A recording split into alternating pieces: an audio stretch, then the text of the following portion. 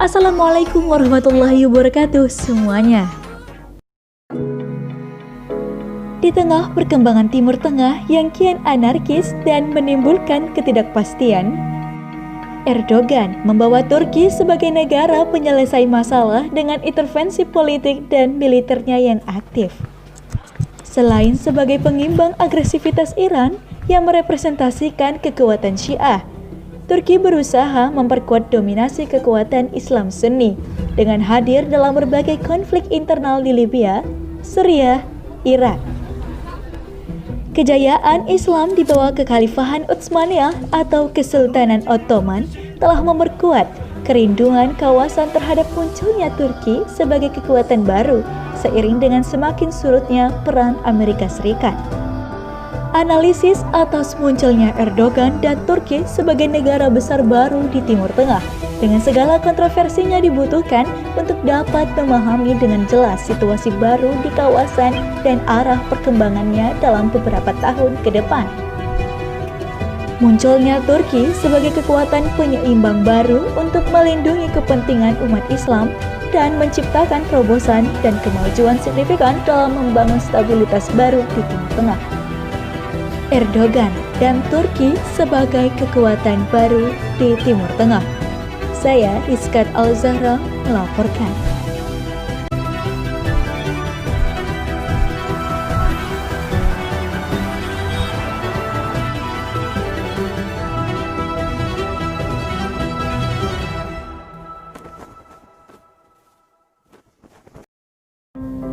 Turki menjadi kekuatan baru yang berpengaruh terhadap stabilitas keamanan kawasan Timur Tengah, di luar Saudi Arabia dan Iran.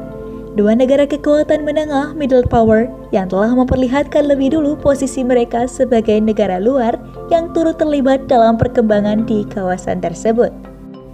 Selama ini, lebih dari 5 dasawarsa Perang Dingin Cold War Timur Tengah dikontrol dua negara adidaya dunia, Amerika Serikat dan Uni Soviet.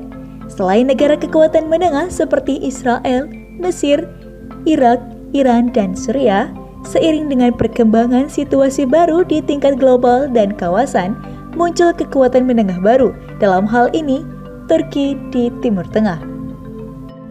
Semakin surutnya peran dan kepemimpinan Amerika Serikat, terutama di bawah Presiden Donald Trump, telah mendorong kekuatan baru tampil memimpin ke depan untuk turut mempengaruhi dinamika politik dan keamanan di wilayah Timur Tengah.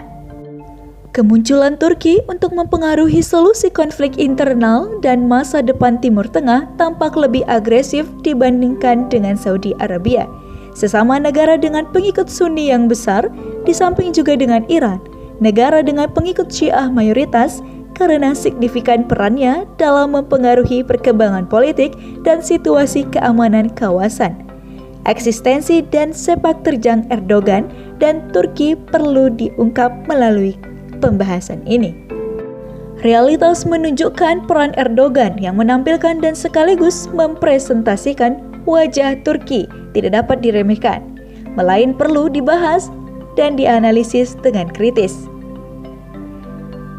Turki sebagai kekuatan regional baru dengan politik intervensinya yang patut diacungi jempol.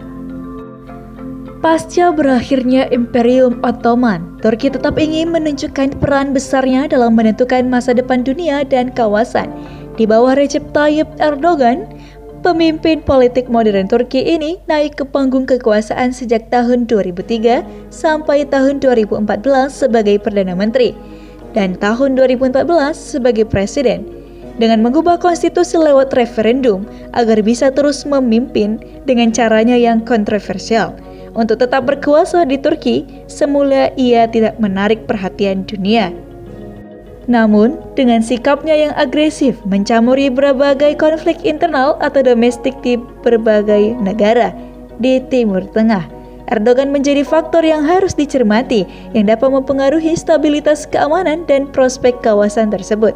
Ia memimpin Turki yang anggota NATO, persekutuan militer negara Eropa dan Amerika Serikat yang secara simultan sebagai representasi kekuatan baru Muslim Sunni di Timur Tengah selain Arab Saudi.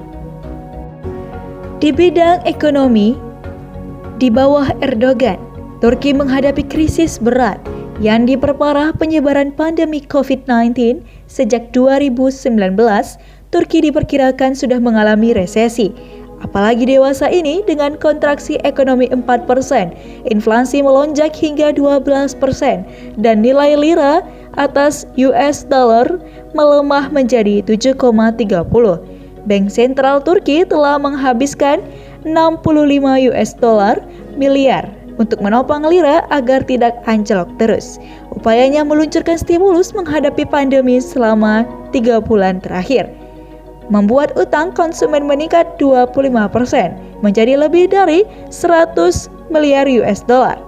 Tingkat pengangguran mencapai 12,8% dan bisa lebih jauh tinggi. Pelemahan lira membuat standar hidup warga merosot tajam. Selama memimpin Turki dari tahun 2003 dalam posisi sebagai Perdana Menteri ataupun Presiden, bukan tidak ada kebijakan konstruktif yang dilakukan Erdogan. Rakyat mencatat kebijakannya yang positif dalam memperkuat pendidikan agama dan moral sejak Atatürk mengadopsi republik yang sekuler, bukan monarki atau teokrasi ataupun keduanya.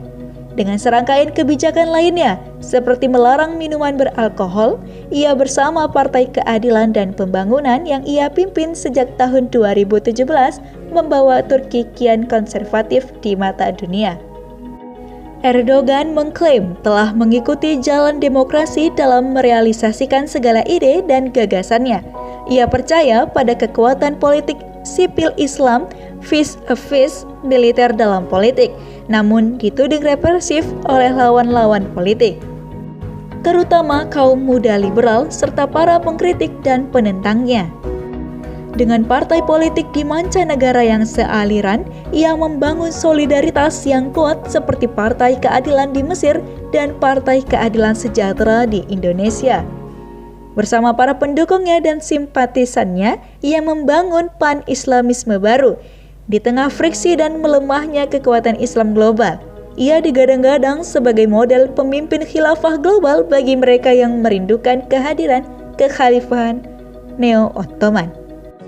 Karena kedekatannya dengan Al-Qaeda dan Jabhat al-Nusra, ia diidentifikasi Barat sebagai kelompok teroris. Ia disebut pendukung gerakan pro-khilafah global. Keputusannya yang kontroversial mengubah Museum Hagia Sophia menjadi masjid demi memperkuat posisi partainya menjelang pemilu legislatif, memperberat tudingan Barat atas posisinya sebagai pendukung.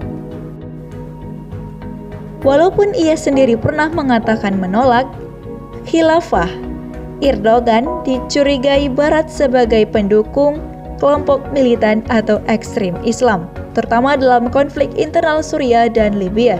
Sayangnya, Erdogan tidak konsisten dalam memperlihatkan solidaritasnya pada kelompok Muslim. Ia mengusir etnik Muslim Uighur yang meminta perlindungan di negerinya sebagai pengungsi. Erdogan tidak pernah menentang Cina, termasuk sekubu dengan Cina dalam mendukung pemerintahan Al-Serraj dan Government of National Accord atau GNA di Libya terhadap pengungsi Suriah korban pemboman Rusia dan rezim Al-Assad di Idlib. Erdogan mendorong eksodus mereka dari Turki ke Eropa. Baik, tadi kita sudah membahas bagaimana Erdogan dan Turki menjadi kekuatan baru di Timur Tengah. Semoga video pembelajaran ini bermanfaat untuk semuanya. Terima kasih. Wassalamualaikum warahmatullahi wabarakatuh. Could you be the one?